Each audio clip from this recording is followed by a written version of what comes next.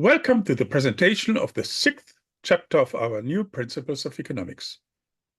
Having analyzed specialization and cooperation in the previous chapter, we now turn to another key element of the economy and markets, namely production and its dynamic counterpart, technological evolution. We will structure our argument in 3 parts, starting with a bird's eye view and then subsequently focusing on more specific subjects. First, we put production and technology in the context of the Earth system and the distinction between biosphere and technosphere, elaborating these concepts which we have introduced in Chapter 4. We present an evolutionary view of production that is in line with ecological concepts of the circular economy. Also, we introduce the key distinction between human wants and needs. Second, we will focus on the relation between production, specialization, and technology. Here, we start with different traditional approaches to production, namely the engineering and economic view, and then elaborate on the use of technology in production, a topic that is often glossed over in mainstream economics. Building on that, we then discuss technological evolution. Third, we will focus on the role of firms by looking at firms as organizational forms of specialization in production, and then investigating the role of technology and power in firms. Let us start with a bird's eye view perspective on production in the Earth system. In Chapter 4, we have already looked at the biosphere as a totality of connected ecosystems on the globe. We can look at this in time and the time perspective in terms of the well-known phylogenetic tree, as you can see here. Starting from one common ancestor, life unfolds into different species and higher-level entities such as phylae. Humans are part of the biosphere as a generic species, but also as groups that live in highly variable ecological niches. In economic terms, however, these groups have become increasingly integrated, ultimately resulting in a global economy. Economic integration encompasses a larger number of artifacts, such as cities, roads, and communication networks. The global network of the human economy in its material form is the technosphere. From an evolutionary point of view, the relationship between the technosphere and the biosphere reversed in the 20th century during a process called the Great Acceleration, on which you will hear more in Chapter 16. Briefly, the biosphere originally dominated, with pockets of what can be called technotopes gradually emerging, especially in Europe and North America. In the 20th century, however, the technosphere came to dominate the biosphere in 2 senses. First, in terms of sheer mass. According to estimates, the total mass of the technosphere artifacts has surpassed the entire global biomass. And even within biomass, wildlife has lost a significant share vis-à-vis domesticated species. Second, in terms of competition for scarce resources, for example, limited space, which might even be exacerbated by a large-scale shift in the technosphere towards solar energy. Against this background, how can we conceptualize production? As you can see in the graph, 2 views of production can be distinguished. The standard economic view is basically a linear concept. There are 2 basic outputs of the production process: consumption as end use on the marketplace, and waste, which is externalized to the environment. Since consumption is seen as the ultimate criterion of productivity, this view is clearly anthropocentric. Therefore, it does not capture the full connection between the technosphere and the biosphere. This can be done by the ecological or evolutionary view, which is circular. Here, we look at production as a case of physical work, which, as you can recall from Chapter 4, is basically defined as the exploitation of an energetic potential to generate and maintain states of order. In this view, consumption cannot be treated as end use, but rather must be seen as intermediate production. For example, the consumption of bread is an intermediate into put into reproducing the human metabolism, and this metabolism enables human work as a part of production. Waste would then correspond to the generation of entropy, which again differs from the linear conception. For example, in some cultures, human feces is used as fertilizer. So as we see in the circular view, consumption is just part of a larger thermodynamic process. Nevertheless, it certainly does have a special status from an economic perspective. So how can we conceptualize consumption in our framework? Most usefully, we can distinguish between the fulfillment of needs and wants. Needs are primarily biologically shaped, and therefore in principle can be approached from a third-person view. Wants are primarily determined by cultural factors and are therefore part of the technosphere. They need to be approached in the second or third. As it turns out, the two categories stand in a complex relationship to each other with respect to their adaptive functions for humans as living systems. Many wants are at least indirectly determined by needs. For example, the human need for sugar as such is biological, but it is shaped by cultural determined wants, such as those for sweets. Historically, the want for sugar was also driven by nutritional needs relating to heavy industrial work, which relates to an adaptive function in the technosphere. However, wants can also be non-functional in relation to needs. Think of luxury goods.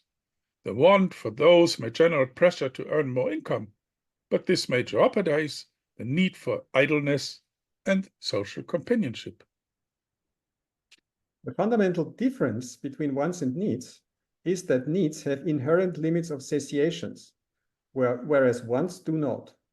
For example, in terms of needs, we can only eat or drink certain quantities, but wants can drive us to increase the sophistication of food and drinks without principal limits.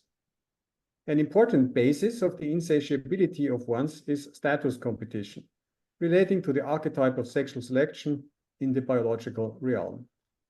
Also, it is important to recognize that many wants in modern economies are derived from and leveraged by technological development.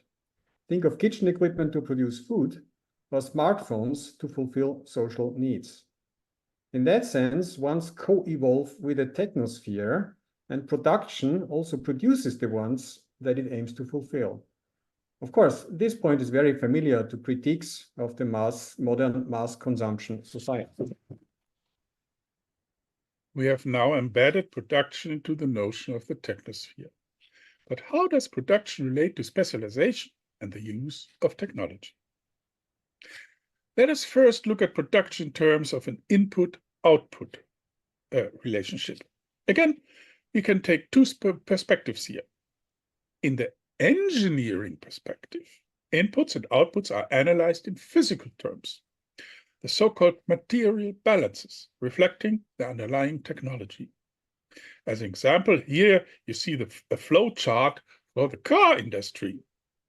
In the economic perspective, inputs, intermediate products, and outputs are measured in monetary terms. For example, by a Leontief input-output as shown on the right-hand side now. This allows for simple aggregation, which in the context of standard economics is mainly done via the concept of the production function. In the engineering perspective, aggregation is analytically more demanding, for example, via the definition of raw material equivalents. The economic and engineering perspective may lead to different answers to important questions. One is the issue of externalization. Think again of the example of waste. In the economic perspective, waste would be regarded as a relevant part of the production process only if it has monetary value, for example, due to possibilities for recycling.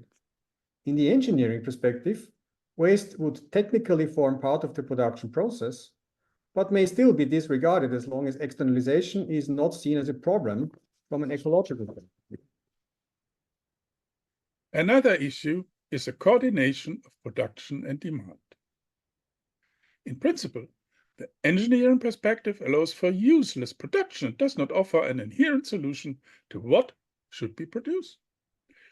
This was, of course, an endemic problem in socialist planned economies, which were basically organized along engineering principles.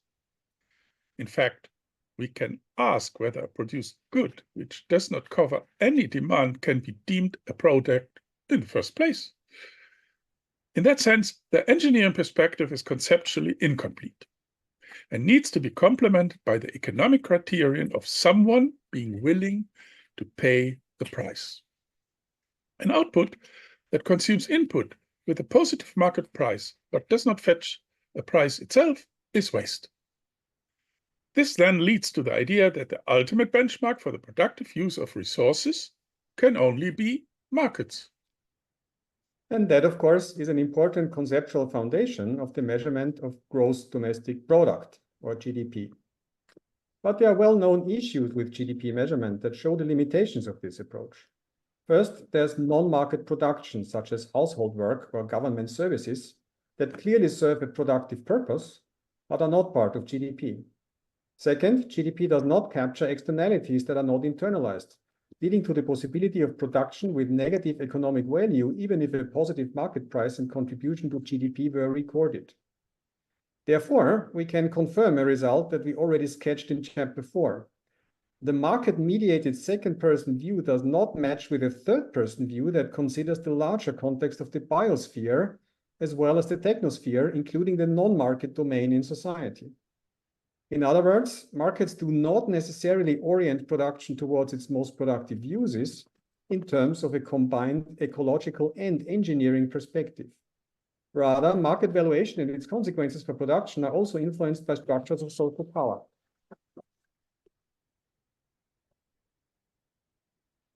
Let us now turn to the use of technology in production. A serious limitation of economic production function is that they are silent on essential physical aspects of the production process. For example, the role of energy, which we have already mentioned in chapter 4.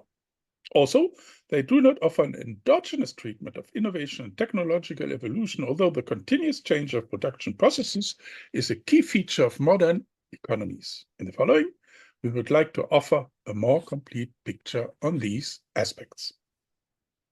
Specialization is mainly specialization in production, and production entails the use of technology. Therefore, we can say that technology entails specialization in certain capabilities, which we can best organize into producer capabilities and user capabilities. Take Stone Age knives as a simple example. Some individuals may have special skills in making them, whereas others may have expertise in using them when dissecting game. Importantly, while the producers must of course have a certain idea of how the tool is to be used, there may also be innovation on the user side, as demonstrated, for example, by the transition of the telephone and the internet from its original military use into civilian use. Returning to our knives example, the knife as a tool or an artifact needs to be combined with capabilities and behavioral patterns to constitute a technology. Note that the underlying knowledge can be tacit in the sense that it can only be obtained via observation and imitation. A machine is a complex artifact in which simpler artifacts are assembled in order to combine inputs and energy throughputs towards a specific outcome. They may also combine artifacts with living systems, such as human beings or animals. Specialization, then, is embodied in both capabilities and artifacts, resulting in co-evolution of the technosphere and the human economy. Let us get back to the question how producer and user capabilities are connected. The mediating factor here is design, which both enables and constrains patterns of human behavior handling the technological artifact. Think again of the Stone Age knife. Its blade enables the cutting of game, whereas its handle may constrain the physical power of doing this. Design can be an important factor for the diffusion of a technology, particularly if it is standardized. Take the screw as an example. Basically, every screw could be unique and still fulfill its function, but the widespread use of screws is strongly supported by the standardization of different types of screws. In general, standardization allows for a more efficient interaction between technologies. It can lower cost and enable economies of scale. Beyond that, design can also entail aspects of social stratification and status. Think of high-end electric cars, where the design is not only influenced by technology, but also by non-technological factors. For example, an engine bonnet would technically not be necessary for an electrical car, but still evokes traditional associations with powerful engines. On this basis, let us now turn to technological evolution over time. The interconnectedness between the technosphere and the biosphere implies that we can apply similar concepts for analyzing their evolution. Technological evolution unfolds in a space that is spanned by all possible combinations of simple technologies into more complex ones. Like natural evolution, this is an open and non-deterministic process, since this space cannot be fully known, and there is an almost infinite number of alternative evolutionary trajectories. Therefore, technological evolution does not optimize globally, but only locally, which implies that from a global perspective, it can be suboptimal. Like in the biosphere, we can also distinguish phylogenetic trees in technology. Take the bicycle, which after its invention branched out in many forms while retaining certain design principles across all variants. In modern industrialized societies, we can distinguish two basic modes of technological evolution. The first is a trial and error process, as for example employed in the pharmaceutical industry. Variation would be constituted by different combinations of chemical elements into new substances, and selection would be determined, for example, by therapeutic efficiency and cost considerations. The second is more based in theory-grounded predictions, such as in the case of the laser technology. But the application of the technology to concrete artifacts would then imply trial and error again. Now, how does technological evolution unfold in the market context? The basic criterion, of course, is profitability. This may heavily affect the potential of transitioning from one technology to the other for various reasons. One is a possible necessity of investment in large physical assets, such as a chemical plant, resulting in economies of scale. Furthermore, there may be learning economies, for example, in terms of improving the accuracy of applying a technology, but also, more generally, the development of expert knowledge and skills around the technology over time. Third, there are network effects. Those can relate to the necessity to combine technologies, but they can also be located on the user side, with some technologies directly depending on large numbers of users. This may create a tendency of monopolization, which in turn can shape technological development, such as by the exclusion of competitors. These factors may eventually lead to the emergence of a technological paradigm, which is basically a combination of complementary technologies. As an example, think of the modern car and its related supply chains and production networks.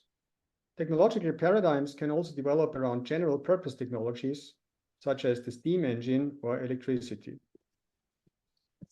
As a result of all this, we can expect path dependency to be a defining feature of technological evolution. Take again the example of electric cars. Notably, those were already available in the early days of the automotive industry. However, particularly in the US, a coalition of car makers and the oil industry strongly pushed the combustion engine and stopped investing in electric cars. Eventually, a trajectory based on the combustion engine became superior in terms of profitability because a potential switch would have required huge upfront investment and to write off assets invested in the conventional industry. This is a highly contingent evolutionary trajectory that was established by key initial events. It was only the newly perceived externalities related to global warming that ultimately allowed the mobilization of the investment volumes necessary for trajectory change. In our analysis, we have still left out one decisive factor for production, technology, and specialization, namely the firm. Clearly, in modern economies, the specialization of production is mainly organized in firms, and firms are the central organizational form of arranging artifacts and capabilities into technologies. Firms can constitute complex production networks, which can be connected in different ways that, as we will see, are determined both by technology and market factors. As we've seen, technology is enabled by capabilities that are partly tacit and accumulate over time.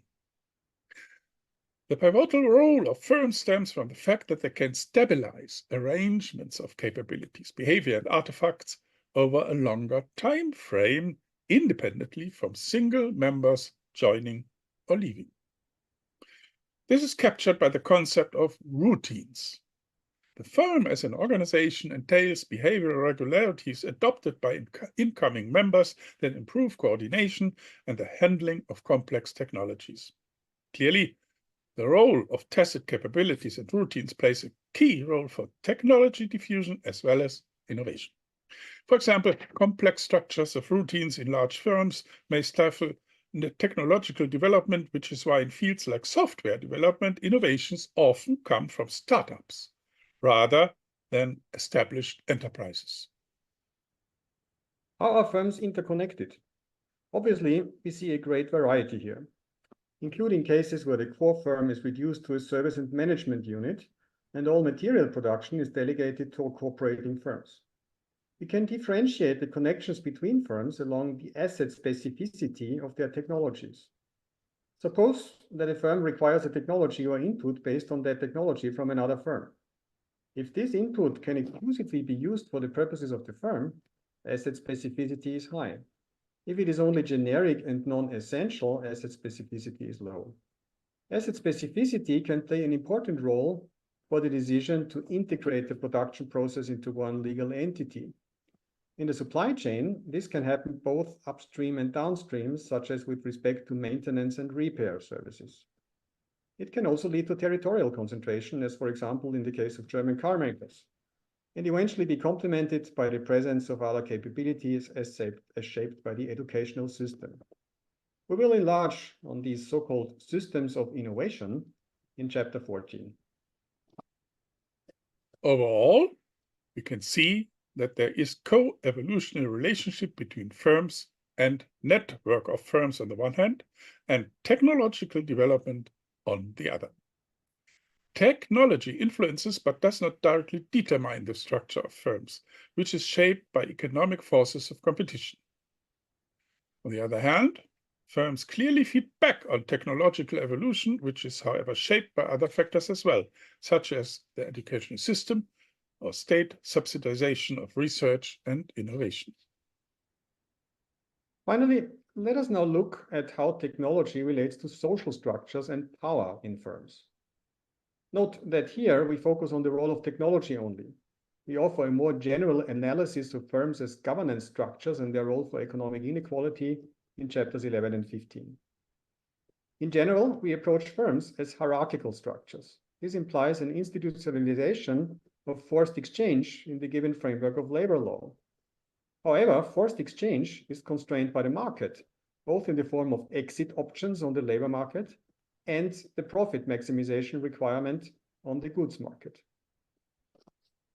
We can then define another co-evolutionary relationship, namely between the organizational structure of human labor on the one hand and technology on the other.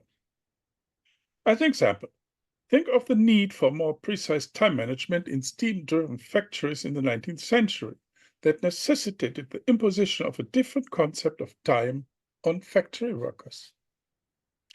Clearly, the relationship between labor organization and technology is multivalued. For example, car production can take the form of the classic Fordian assembly line, but it can also be achieved by teamwork in the style of a traditional artisanal workshop. Of course, external pressures might advantage certain arrangements such as mass production, which will then exert strong pressure towards the disciplining of human labor along technological needs. Still, variety can be retained in niches, such as for high-end luxury cars. Now, which implications does this have for power structures in firms? We have already seen in the previous chapter that there is an intimate relationship between specialization and power. On the firm level, technology can certainly necessitate and impose a strong disciplinary regime on workers, such as in the case of Foxconn's mass production of smartphones in Shenzhen, China. But the scope for such a regime will clearly depend on outside conditions. Most elementarily, there is a supply of workers, but we also have to take into account the specificity of the capabilities involved, since they are a key determinant of available exit options. This specificity in turn is strongly related to specialization within firms. Thus, high intra-firm specialization may lead to reduced options for exit, and therefore a higher power differential within firms. However, if the capability specificity of the concerned workers is high, it may in fact reduce the differential. What about the role of automation then? Clearly, automation and the concomitant possible reduction of labor demand may constitute an additional factor in disciplining labor. On the other hand, automation, as in the case mentioned above, may also increase the market power of certain categories of human capabilities, such as creativity. In the very long run of technological evolution, the crucial determinant of automation is the relative cost of energy and labor. This is because the cost of capital, which is traditionally seen in a substitutive relationship to labor, ultimately is the cost of energy, which is necessary to run, maintain, and renew a certain technology. For example, if energy costs today fully internalize their ecological impact, human labor, including its lower skilled segments, would presumably remain competitive in many parts of the world. Let us sum up the major insights of this chapter. We have seen that the technosphere is an emergent level of evolution that in the Anthropocene encompasses the biosphere. Production is a core process in the technosphere. In the ecological view, consumption is an intermediary input to human work and hence part of the production cycle. We have analyzed consumption in terms of the duality of needs and wants, with needs referring to adaptive biological functions and wants endogenously evolving on the level of culture. Production can be analyzed in the engineering or the economic perspective, with the former looking at the material input-output relationships and the latter at the creation of market value, whereas the engineering view cannot provide a social criterion for what should be produced. The economic view excludes important areas of production as well as externalities, as manifest in deficiencies of GDP as a measure of production. Technology is embodied in assemblages of artifacts, capabilities, and behavioral patterns. The use of technology is mediated by design. A special form of design is standardization that enables productivity gains via lower costs of coordination and economies of scale. Technological change is an open and indeterministic process of recombining existing technologies in an expanding space of possibilities, following evolutionary principles similar to the biosphere. The most important driver is markets, which induces special economic phenomena that channel technological change, such as path dependencies and network effects. In the modern economy, the firm is a core organizational form of specialization in markets. In firms, capabilities are embodied in firm-specific routines. Technology is embodied in complex production networks that are orchestrated by firms, whose connections are strongly influenced by asset specificity. The specific form of combining work and technology in firms is also shaped by power relations, including larger trends such as automation. This ends our presentation for today and also concludes our exposition on the material foundations of markets: thermodynamics and biological evolution, specialization, production, and technology. In the next part, we will discuss the individual and social elements of markets, such as networks and institutions, starting with the economic agent. Thank you very much for your attention. Thank you.